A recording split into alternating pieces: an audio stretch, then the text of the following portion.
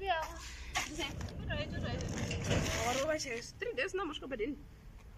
Kana zvezvingonetsa unozva pamwe pacho unenge uchingonzwa kuti maybe kugara zvako uri wani une utori bo nestress dzako nyaya dzemarelationships vedu haundatokushedza tozombonditaurirawo nemunhu wangu wedu vari kuita ndatosvika pakustresseka ndinozva ndatova ne3 days izvezvi kana kudya chaiko chaiko ka pandinotaura vanhu vanoti Lorena nejerasi ndakakuti kudi ndakasakana naye mfesi wako kumashops uko aine musikana yeye akaumbwa zvekuti ukamboona moyo unorembera kudai asikana zvimwe zvacho zvekuumbwa ukada kuzvitsvaga because murume wese anongochiita saka iwe ukada kuti hanzi nekuti mukomana wangu achiita naningi but danga achichiita achindidawo manje problem ndeyekuti haachandidi ini ndongoda kuti utaurawo naye because haasi kuratidza kuti hamino zvaari kungoita aiwa pamwe anondida but handisikutangototaure naye andiudzewo kuti chii chiri kuitika ndakakuti chii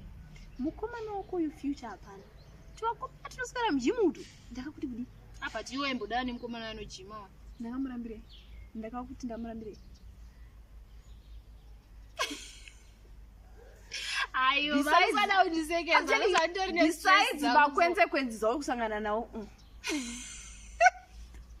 aiwa rakukwana unozi aiwangatichiteisirndoda kuti unditauriro naye oright kana asingachandidika handirambi zvangu kurambwa but at least ndingozivawo kuti chiko ndakatadzei because anongotiziya hataurirena handiudzi kuti chii kana chii apanoza kuti munhu waunenge wakaintrodusa kuvabereki chiro izvi kuti ndivaudza kuti chii chiri kuitikabasa reiko kuti makaintroducana hazvinazvo basa but ukafanira kuti ndichambotirai kutaura naye but I wonder why you still want to continue that guy. No future. Haana chine musoro chiri stable chari kuitika vakuseni masimbi masikati masimbi manheru masimbi komuno ndakakudza kusiyana naye but anyway hati achirugara basa zavo ndinotaura naye chirega ini ndikasiki kuenda nemunotaura nako kabaranzika but anyway chiro akati haachada mai mwana go out.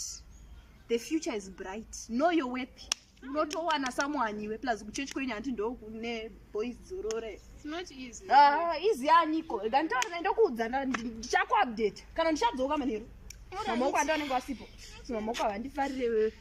Sinchadzoka. It's okay. Thanks. Ndingato. Ma press up chips. Training Loza. Wadi. Don't worry na 50. Yo kana muri 5. Kana muri 5. Tasa. Una tasa. Nika nyaya ndongarisa pana. Okay. Gara. Wadi. Aiwa isha ndadondigare pasi. Gara. Wadi. Hanzi.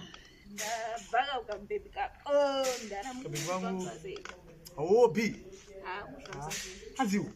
Aiwa kamwana kakuchema bandakakuudza pressure awatakanzi kunenezi kamwana kakuchema ndara sisi vaione zuisha beburu mawanza babebapi but ayo bira alright kamwana kako kakuchema but ngatara nechikwadi ndakakuudza been single for 2 years one